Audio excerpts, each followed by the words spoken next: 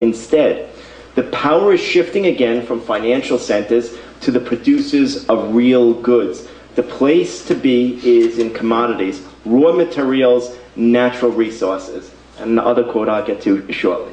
Who did your homework? Are they I have here? a very good team. Is she here? Is he here? Nope, they're not. I would like to meet them. They did a good job. Well, whoever they are, you should give them a raise. I think we first have to get them to start investing, as you say, in commodities. Well, you know, we've had long periods in history when the financial types were in charge, and then long periods when the producers of real goods, followed by the financial types again. In 1958, there were 5,000 MBAs produced in America, none in the rest of the world. Last year, Joe, there were 200,000 MBAs in the U.S. and tens of thousands in the rest of the world. So there's massive competition in the financial area now. When I was at Oxford, when I was a kid, my professors used to say to me, "What is wrong with you? Why are you so interested in the stock market? The stock market is irrelevant. It's totally irrelevant to the English economy, much less the world economy. Why do you waste your time and ours on this?" Now, of course, every kid at Oxford wants to have a hedge fund in his room, in his dorm room. But it's a major change. In the 60s and 70s, Wall Street was a backwater, and the 50s, for many historic reasons. But then we had a bull market. Everybody gets an MBA now, hundreds of thousands of them out there, so there's massive competition. Financial companies, investment banks especially, are extremely leveraged now, which means they have a lot of debt, which never happened in the old days. They were partnerships, and the partners wouldn't take on a lot of debt because they knew they could go bankrupt. So you've got huge debt, lots of competition, and governments don't like financial types anymore. They're constantly passing laws and regulations and special taxes because they're blaming all their problems on you, me, us. They say it's all our fault.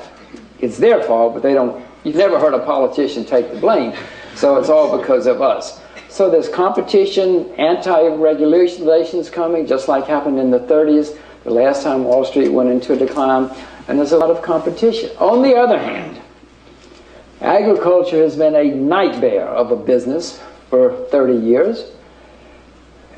In America, well, first of all, there's been such a nightmare that we have consumed more than we produce for the last 10 years, which means when you consume more than you produce, your inventories decline. So, Joe, inventories are near historic lows. But it's been such a nightmare of a place to be that in America, the average age of farmers is 58. In Japan, it's 66.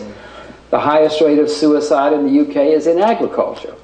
In Canada, the farmers are the oldest in recorded history. In Australia, it's 50. I mean, the farmers are dying out. In India, millions of farmers have committed suicide because it's a terrible business. So old people are going out of the business, and there are no young people coming in. More people in America last year studied public relations than study agriculture. I mean, nobody wants to be anybody in this room know a farmer, even know a farmer? There are a few people who know farmers. Anybody in this room a farmer? Is there a farmer in this room? But you all you're reasonably well educated. I bet very few people that you went to school with became farmers. But we don't have any farmers. And they're all studying PR or physical education or something.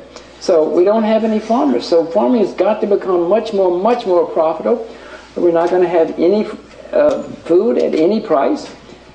The finance is going down again. The stockbrokers are going to be driving taxis. The smart ones will learn to drive tractors so they can work for the farmers. The farmers are going to have the Lamborghinis.